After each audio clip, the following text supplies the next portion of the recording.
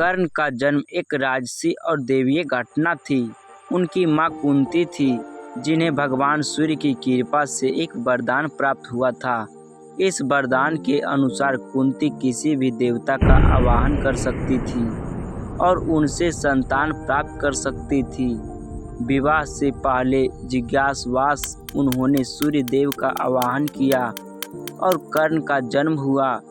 चूंकि कुंती अविवाहित थी, उन्हें समाज में अपनी प्रतिष्ठा की चिंता भी थी, इसलिए उन्होंने नवजात कर्ण को एक टोकरी में रखकर गंगा नदी में प्रवाहित कर दिया। कर्ण की देखरेख एक सारथी परिवार में हुई। अधिरथ और राधे ने उसे पुत्रवत पालन पोषण किया, इसलिए कर्ण को राधे भी कहा जाता है। कर्ण को यह नहीं पता था कि वह वास्तव में कुंती के पुत्र थे और एक क्षत्रिय कुल में जन्मे थे। यही कारण था उनका जीवन भर संघर्ष, जाति और पहचान के मुद्दों के इर्द गिर्द घूमता रहा। कर्ण ने बचपन से ही वीरता और साहस के गुण दिखाए। वे एक महान योद्धा बनना चाहते थे, लेकिन उन्हें शिक्षा प्राप्त करने में कई बाधाओं का सामना करना पड़ा। उनके सारथी पुत्र होने के कारण कई गुरु उन्हें क्षत्रिय मानने से इनकार करते थे।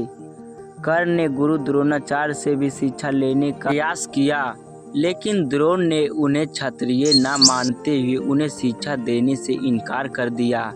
इस अस्वीकृति ने कर्ण को और दृढ़ संकल्पित बना दिया कि वह किसी भी तरह महान धनुर्धर बनेंगे। कर्ण ने फिर महान गुरु परशुराम से शिक्षा लेने का निर्णय लिया।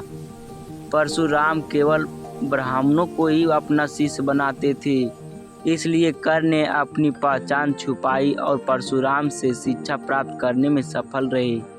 परशुराम ने कर्ण को सभी अस्त्र शस्त्रों की विद्या दी, लेकिन एक दिन परशुराम को पता चल गया कि कर्ण वास्तव में क्षत्रिय है। जब परशुराम को यह सत्य ज्ञात हुआ तो उन्होंने क्रोधित होकर कर्ण को श्राप दे दिए कि जब वह सबसे महत्वपूर्ण क्षण में अपने शस्त्र का उपयोग करना चाहेंगे, तब वह इसे भूल जाएंगे। यह श्राप कर्ण के जीवन का एक महत्वपूर्ण मोड़ साबित हुआ।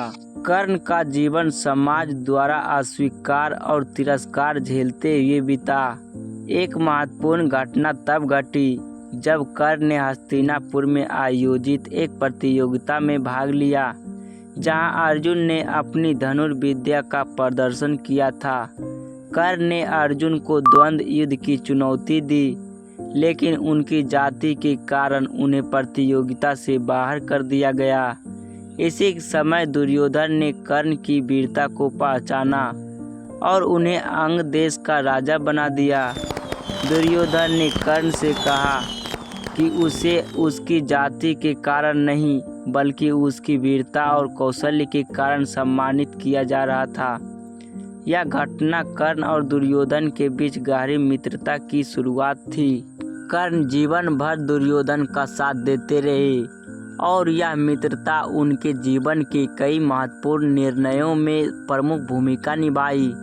हालांकि दुर्योधन और कर्ण की मित्रता ने उन्हें कुरुक्षेत्र के युद्ध में पांडवों के विरुद्ध में खड़ा किया, लेकिन कर्ण ने इसे कभी व्यक्तिगत द्वेष से प्रेरित नहीं माना, बल्कि इसे अपनी मित्रता और वफादारी का प्रतीक समझा। कर्ण को जीवन भर यह नहीं पता था कि वह कुंती का पुत्र और पांडवों का बड़ा भाई है। यह रहस्य केवल कुंती और कुछ अन्य गिने चुने ही लोग जानते थे। जब महाभारत का युद्ध निश्चित हो गया, तब कुंती कर्ण के पास आई और उन्हें उनके वास्तविक जन्म की सच्चाई बताई।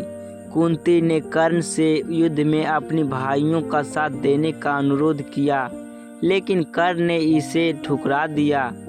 कर्ण ने कहा कि दुर्योधन ने उस समय उनका साथ दिया था जब समाज ने उन्हें अस्वीकार कर दिया था और वह दुर्योधन के साथ विश्वासघात नहीं कर सकती थी। हालांकि कर्ण ने यह वचन दिया कि वह अर्जुन के सिवाय किसी अन्य पांडवों को नहीं मारेंगे। कुरुक्षेत्र के युद्ध में कर्ण ने कौरवों की ओर से प्रमुख भूमिका निभाई वे युद्ध के दौरान दुर्योधन के सबसे भरोसेमंद योद्धा थे। भीष्म पितामह के युद्ध से हटने के बाद कर्ण ने युद्ध में अपनी पूरी ताकत झोंक दी। उन्होंने कई पांडव योद्धाओं को हराया और अंततः अर्जुन के साथ उनका निर्णायक सामना हुआ। युद्ध के दौरान कर्ण को कई कठिनाइयों का सामना करना पड़ा। परशुराम के श्राप के कारण कर्ण युद्ध के महत्वपूर्ण क्षणों में अपना ब्रह्मास्त्र भूल गए। इसके अलावा युद्ध के दौरान उनका रथ धरती में धंस गया और वे इसे निकालने में लगे रहे। इस समय अर्जुन ने उन पर प्रहार कर दिए और कर्ण की मृत्यु हो गई।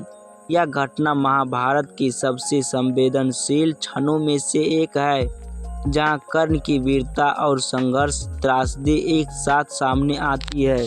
कर्ण का व्यक्तित्व कई विरोधाभासों से भरा हुआ था। एक ओर वे दानवीर थी जिन्होंने कभी किसी याचक को खाली हाथ नहीं लौटाया।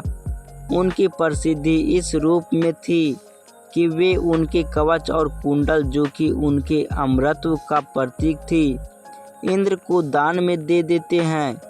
दूसरी ओर कर्ण ने दुर्योधन की मित्रता में कई गलतियों का समर्थन किया, जिनमें द्रौपदी के चीरहरण के समय उनका मौन समर्थन भी शामिल था। कर्ण का जीवन संघर्ष, अस्वीकार और पहचान की लड़ाई का प्रतीक था। उन्होंने समाज के द्वारा लगाए गए बंधनों को तोड़ने का प्रयास किया, लेकिन अंततः वे अपनी नियति से नहीं बच सकी। महाभारत की कथा में कर्ण का स्थान एक ऐसे नायक का है जो जन्म से लेकर मृत्यु तक हमेशा न्याय और अन्याय, सत्य और असत्य के बीच संघर्ष करता रहा। उनकी त्रासदी यह भी थी कि वे अपनी पहचान के संकट में फंसे रहे और जीवन भर अपने वास्तविक परिवार से दूर रहे। कर्ण की कहानी महाभारत की सबसे भावनात्मक और प्रेरणादायक कथाओं में से एक है। उनका जीवन हमें यह सिखाता है कि परिस्थितियां चाहे कैसी भी हो, इंसान को अपने सिद्धांतों और कर्तव्यों के प्रति निष्ठावान रहना चाहिए।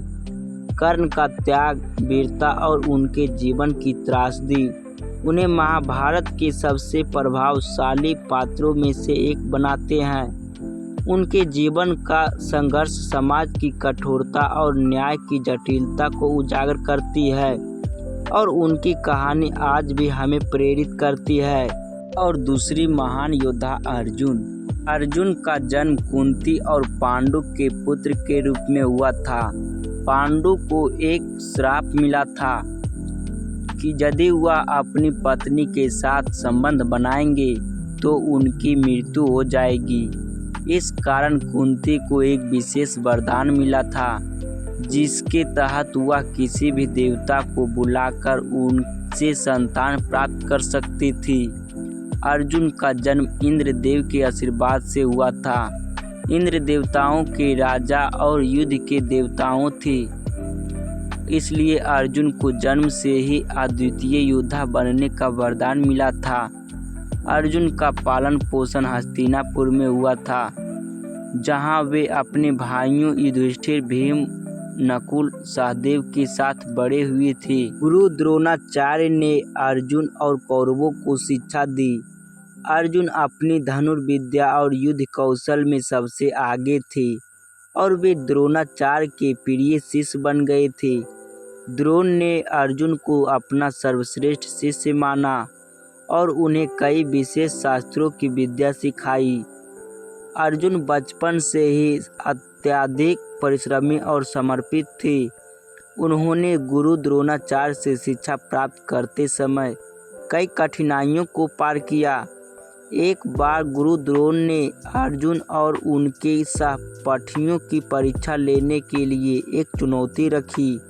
उन्होंने एक पेड़ पर चिड़िया की आंखों पर निशाना साधने के लिए कहा। जब द्रोण ने अर्जुन से पूछा कि उन्हें क्या दिखाई दे रहा है, तो अर्जुन ने उत्तर दिया कि उन्हें केवल चिड़िया की आंखें ही दिखाई दे रही है। यह उनकी एकाग्रता और लक्ष्य के प्रति समर्पण का प्रतीक था। इसके अलावा अर्जुन ने कई दिव्यास्त्रों की विद्या प्राप्त की थी, जैसे कि पाशुपतास्त्र, ब्रह्मास्त्र और अन्य शक्तिशाली अस्त्र। भगवान शिव ने अर्जुन को पाशुपतास्त्र प्रदान किया, जो एक शक्तिशाली और विनाशकारी हथियार था। द्रौपदी स्वयंवर में अर्जुन की एक महत्वपूर्ण भूमिका थी। स्वयंवर के दौरान कई राजकुमारों ने धनुर्विद्या की परीक्षा में भाग लिया था, लेकिन केवल अर्जुन ने ही यह चुनौती सफलतापूर्वक पूरी की। उन्होंने मछली की आंखों पर निशाना लगाकर द्रौपदी का वरण किया। इस घटना के बाद द्रौपदी पांडवों की पत्नी बनी और यह घटना महाभारत की कहानी का एक महत्वपूर्ण मोड़ थी। जब पांडवों ने इंद्रप्रस्थ राज्य की स्थापना की तो उनका जीवन सुखद हो गया, लेकिन जल्द ही कौरवों ने छल से पांडवों को जुए में हरा दिया और उन्हें 13 साल का वनवास झेलना पड़ा। इस वनवास के दौरान अर्जुन ने कई महत्वपूर्ण घटनाओं का सामना किया। वनवास के दौरान अर्जुन ने कई दिव्यास्त्रों को प्राप्त किया। उन्होंने हिमालय में तपस्या किए और भगवान शिव से पाशुपतास्त्र प्राप्त किए। इसके अलावा अर्जुन ने स्वर्ग की यात्रा की, जहां उन्होंने इंद्रदेव ने अन्य दिव्यास्त्रों की विद्या प्राप्त की और अप्सरों के साथ समय बिताया। महाभारत का सबसे महत्वपूर्ण हिस्सा कुरुक्षेत्र का युद्ध था और इस युद्ध में अर्जुन की भूमिका अत्यधिक महत्वपूर्ण थी। जब युद्ध की घोषणा हो गई तो अर्जुन ने कौरवों के खिलाफ लड़ने का निर्णय लिया। हालांकि युद्ध के आरंभ में अर्जुन ने देखा कि उनके सामने उनके अपने परिवार के लोग हैं। गुरु द्रोणाचार्य, भीष्म पितामह और अन्य प्रियजन खड़े हैं। यह दृश्य देखकर अर्जुन कर्तव्य और भावनाओं के बीच फंस गए और उन्होंने युद्ध करने से मना कर दिया था। यहीं पर भगवान श्री कृष्ण ने अर्जुन को उपदेश दिया, जिसे भगवत गीता के नाम से भी जाना जाता है। गीता में श्री कृष्ण ने अर्जुन को कर्म योग और धर्म का महत्व समझाया। उन्होंने अर्जुन को बताया कि युद्ध उनका धर्म है और उन्हें अपने कर्तव्य का पालन करना चाहिए, चाहे परिणाम जो भी हो। इस उपदेश के बाद अर्जुन ने अपनी शंकाओं को त्याग कर युद्ध के लिए तैयार हो गए। कुरुक्षेत्र के युद्ध के दौरान अर्जुन ने कई महत्वपूर्ण लड़ाइयाँ लड़ी। भीष्म पितामह को हराना सबसे कठिन था, क्योंकि वे महाभारत के सबसे महान योद्धाओं में से एक थे और उनके पास अमरत्व का वरदान था। अर्जुन भीष्म का सामना करने में असमर्थ थे, लेकिन श्री कृष्ण की सहायता से भीष्म को युद्ध में गिराया गया। इसके बाद अर्जुन ने अपने गुरु द्रोणाचार्य से भी युद्ध किया। अर्जुन के लिए यह एक कठिन निर्णय था, क्योंकि द्रोणाचार्य उनके गुरु और मार्गदर्शक थे, लेकिन युद्ध में धर्म और कर्तव्य का पालन करते हुए अर्जुन ने उन्हें हराया। महाभारत के युद्ध का सबसे निर्णायक और महत्वपूर्ण युद्ध अर्जुन और कर्ण के बीच हुआ था। कर्ण, जो पांडवों का बड़ा भाई था, लेकिन जीवन भर यह बात गुप्त रही, अर्जुन का सबसे बड़ा प्रतिद्वंदी था। कर्ण और अर्जुन की शत्रुता व्यक्तिगत और युद्ध कौशल की थी। युद्ध के दौरान कर्ण और अर्जुन का सामना कई बार हुआ, लेकिन सबसे निर्णायक युद्ध तब हुआ जब कर्ण का रथ कीचड़ में फंस गया। यह वही समय था जब कर्ण पर परशुराम का श्राप भी प्रभाव हुआ था, जिससे वह अपने दिव्यास्त्रों को भूल गए थे। श्री कृष्ण ने अर्जुन को अवसर का लाभ उठाने के लिए प्रेरित किया और अर्जुन ने कर्ण पर प्रहार कर उसे मार डाला। यह महाभारत युद्ध की सबसे महत्वपूर्ण घटनाओं में से एक थी। कुरुक्षेत्र युद्ध के बाद अर्जुन ने युधिष्ठिर के राज्याभिषेक में भाग लिया और उनके साथ राज्य का प्रबंधन किया। अर्जुन ने युद्ध के बाद कई वर्षों तक अपनी वीरता और कर्तव्य का पालन किया।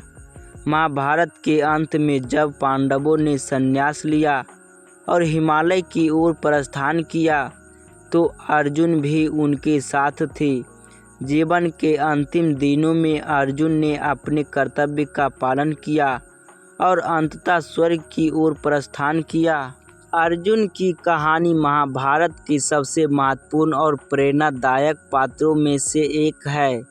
उनका जीवन धर्म, कर्तव्य और वीरता का प्रतीक है। अर्जुन की कहानी केवल एक महान योद्धा की नहीं, बल्कि एक ऐसे व्यक्ति की है जिसने हर परिस्थितियों में अपने कर्तव्य का पालन किया और धर्म के मार्ग पर अडिग रहा। उनका जीवन हमें यह भी सिखाती है कि चाहे कितनी भी कठिनाइयाँ क्यों न आएं, हमें अपने धर्म और कर्तव्य के मार्ग पर डटे रहना चाहिए।